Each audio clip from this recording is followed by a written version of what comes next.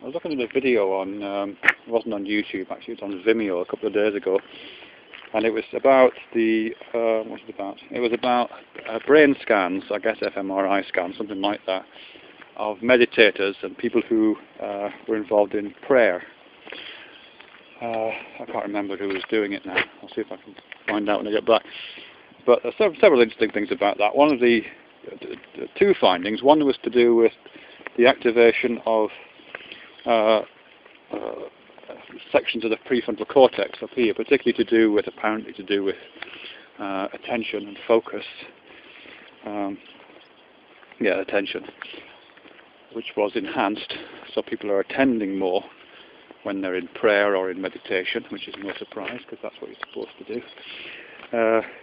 And the other bit, which is, I guess, slightly more surprising, was to do with a part at the back of the brain here, which I think is the parietal, something like that,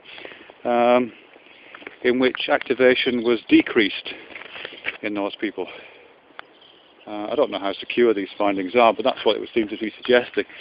What was interesting about the latter part of it, the deactivation of the parietal lobe, was that seems to be the area to do with orientation. At least that's how it was described in this video. Orientation. It's the part of the brain which has at least partial responsibility for locating us. And I presume that means locating us in space. It says where we are and where the boundaries of our body are, where our proprioceptive senses tell us we are, how we're arranged, what our spatial relationships are to things around us.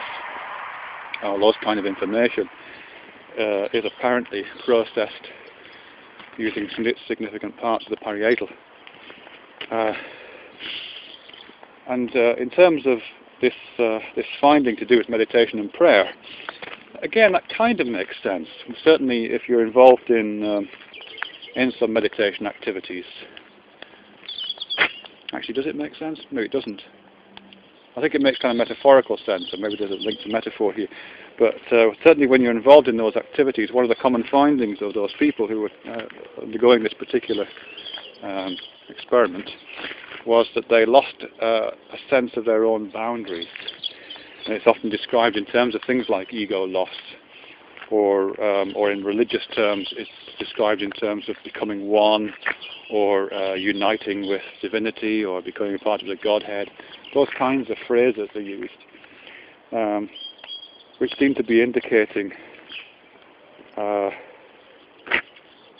it seemed to be indicating something.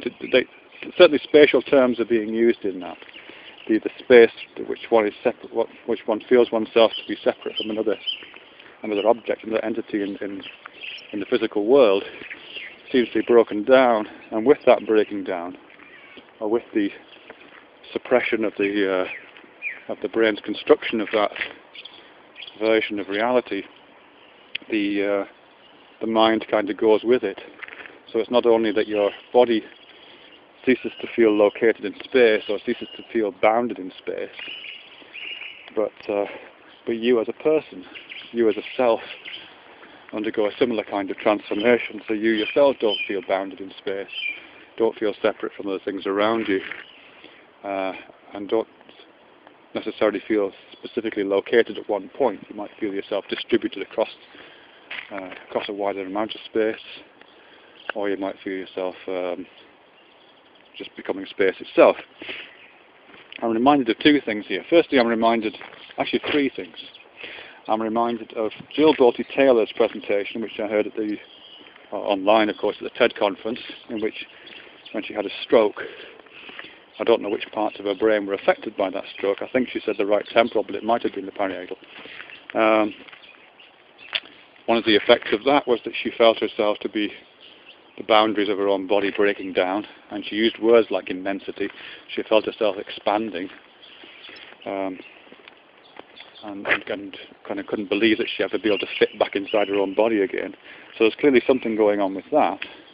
And she describes it not in religious terms, but the terms that she's using clearly have indicate that this is a kind of transformative experience for her in terms of her self-awareness. So that'd be the first reference point. probably unconnected, but it sounds similar.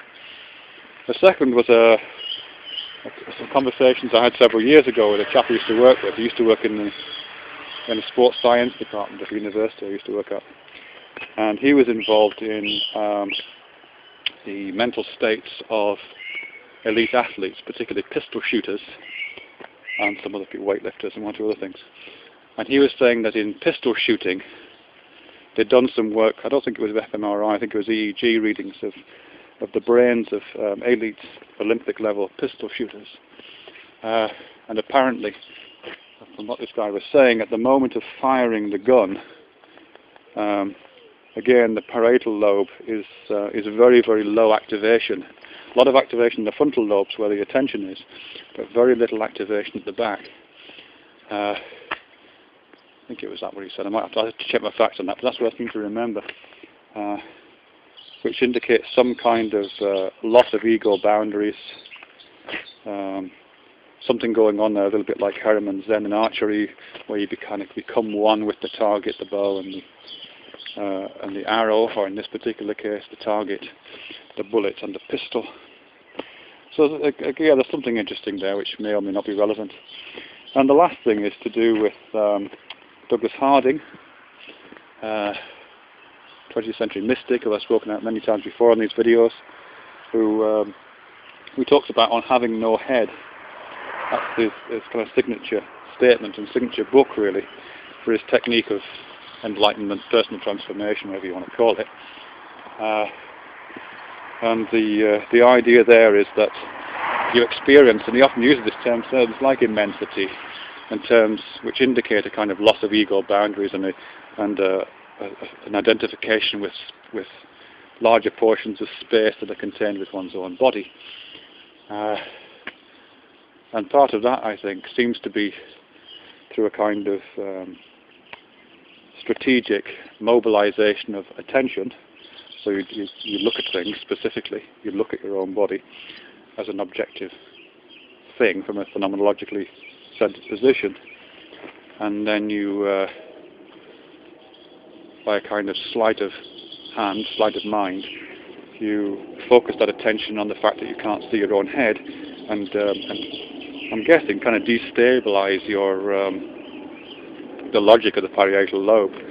You look for yourself in space, and you can't see yourself.